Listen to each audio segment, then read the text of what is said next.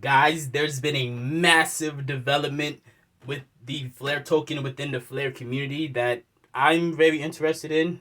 There's actually two that I want to talk about, but I want to start with the most recent one. That's first. I'm bringing this here. I first got introduced to this post from the Bearable Bull here. It says extreme announcement. In order to receive the remaining 85% of your Spark tokens, you will need to delegate your Spark tokens. So for you guys that don't know, like you're initially supposed to get like the 15% of your total like airdrop, but then the rest would be like slowly trickle down to you like 3% a month for like however long it takes for you to get the rest of your flare, which it would take about 3 years regardless of how much flare you have. So now they're saying that in order to get, oh, let me finish this quote for it actually. So to continue, he says, if you sell off entirely, you won't be receiving the rest. Remember that. This is a massive opportunity to those that hold and participate, as aggressive distribution of Spark tokens will be taking place to those that delegate. And here is the quote from Hugo Phelan. I forgot how to pronounce it. He's like the CEO and founder of Flare. It says, if you delegate and say you sell off the FTSO rewards, you may end up with far more flare than you would have received previously. It would depend on how many other people are delegating. It's possible under the governance proposal for people to end up with more than 2 to 3 times what they had. And so somebody underneath said, so people not delegating would lose 85% of their flare and that would be distributed to the rest. Correct. Hugo responds, it would be distributed to those that delegate. I'll be publishing the governance proposal shortly. This will give full information. This does seem rather unfair to a large portion of people that may not know how to delegate or that don't hear the news, but thank you for replying.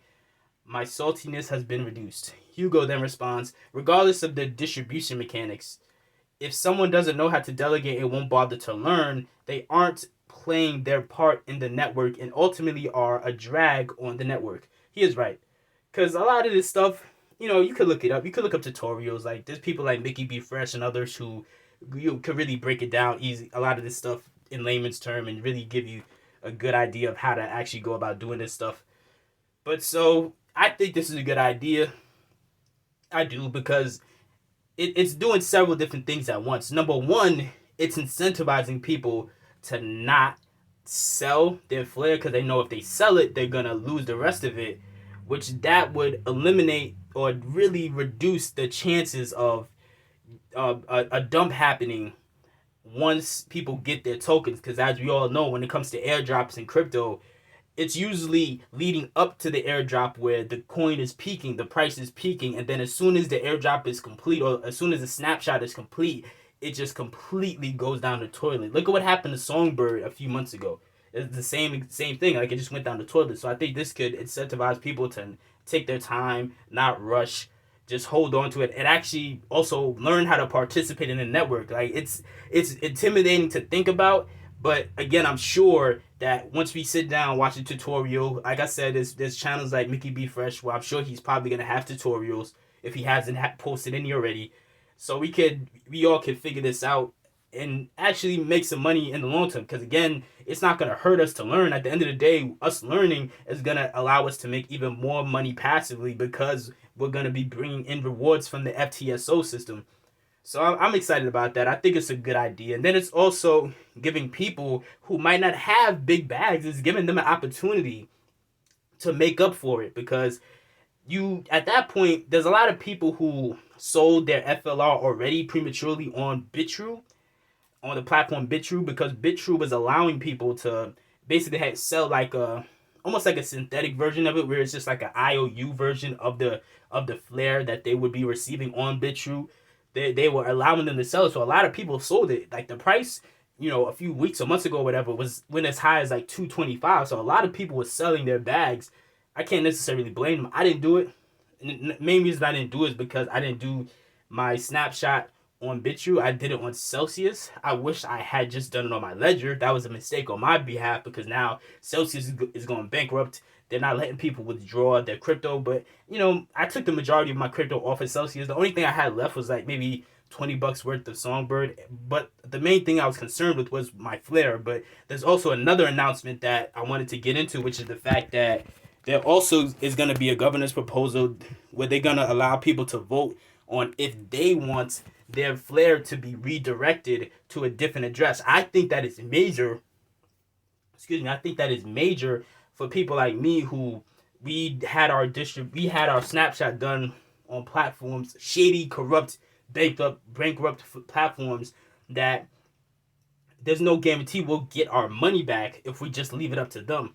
Like I said, that was a mistake that I made and a lesson that I learned the hard way.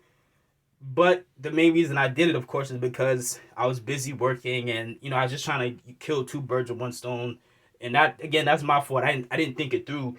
And now I'm sitting here like hoping that proposal gets approved by the community so I can at least have an opportunity to redirect the remaining coins that I have into my ledger, because that would just be more ideal. So I'm really interested to see what happens with these two governance proposals that's happened.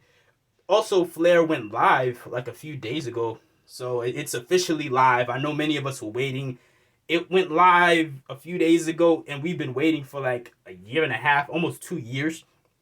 But still, I'm sure it'll be worth the wait. Obviously, I think there's massive potential with Flare. I'm actually thinking about building a platform on Flare, and that's a whole nother video. I'm still like trying to like brainstorm all the different aspects of it. If I really do like really put it together, I might just post like a video version of a white paper, like how some people on YouTube, there's like the genre of YouTube where they do like video essays on their favorite like cartoon or TV shows from the 2000s. I might just do like a video version of a white paper where I just sit down, make like a PowerPoint presentation or something like that, just showing the idea that I have.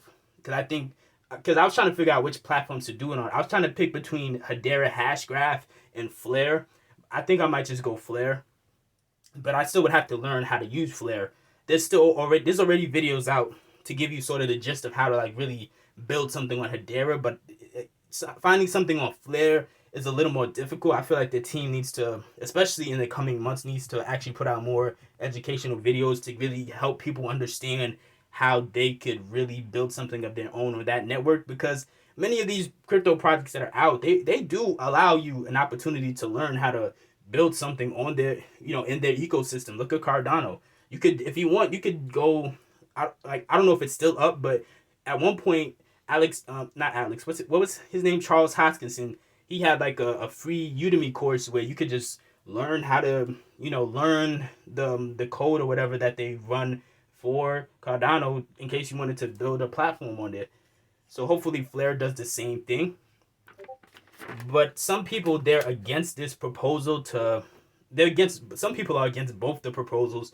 But when it comes to the proposal about people not getting their remaining Flare if they don't if they don't delegate their tokens to the FTSO, I think a lot of those people are just really just mad because they prematurely sold all their Flare on BitTrue.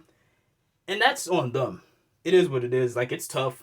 I know, like, it is unfair, but it's a level of unfairness that to me makes sense, because they're trying to stop some of the major pitfalls most cryptos go through with these situations, like the dump that happens after the airdrop is complete. There's always a dump. Excuse me.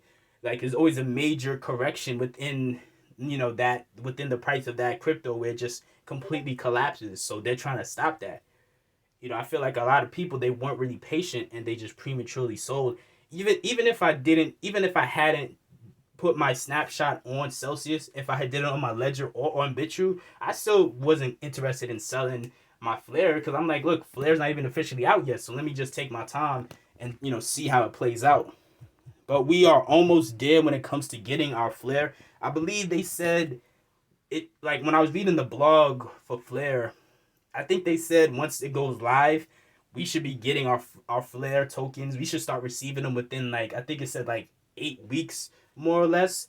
So, it's July right now. It's mid-July right now. So that would mean approximately we will probably be getting our Flare, maybe I would say late September. But again, a lot of these crypto projects, they never stick to their date. They're always late. So if they say 8 weeks, more or less, or whatever, you like just expect to get it maybe like Thanksgiving.